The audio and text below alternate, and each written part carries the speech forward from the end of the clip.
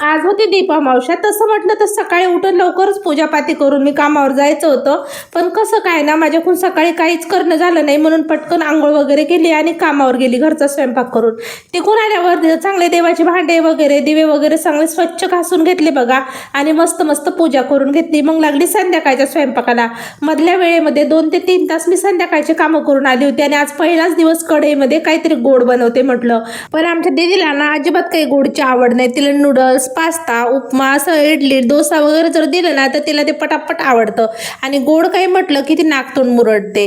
पण मी तिला समजावून सांगितलं, म्हटलं बेटा सणावाराला गोडधोड करावं. म्हटलं आता गोड तरी काय करावं. पुरणाची पोळी आताच आकाडीला केली होती, मग आता पुरणाची पोळी वगैरे करायला इतका वेळ तर काय आपल्या जवळ नाही. तर मग शेवळ्या तर आहेच बनवून ठेवलेल्या, कधी तिखट तर कधी गोड. अशा पद्धतीने शेवळ्या बनवल्या तर वर्षभर पुरतात पण आणि नाश्त्याला वगैरे पण होतात. आणि खरं सांगू का, गोड पदार्थ मला खूप आवडतात.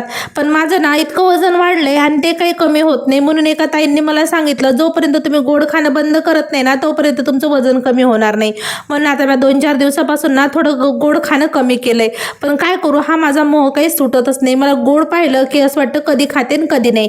तुमच्यासोबत गप्पा करता करता पटकन माझ्या शेवळ्याची खीर तयार झाली आणि आता म्हटलं मस्त देव बाप्पाला नैवेद्य देते. 9:30 वाजेपर्यंत माझा पूर्ण स्वयंपाक झाला. मग देवाला नैवेद्य वगैरे देऊन आरती केली आणि आम्ही जेवण करून घेतलं. आजचा माझा छोटासा ब्लॉग तुम्हाला कसा वाटला नक्की सांगा आणि व्हिडिओ आवडला तर फॉलो करून घ्या.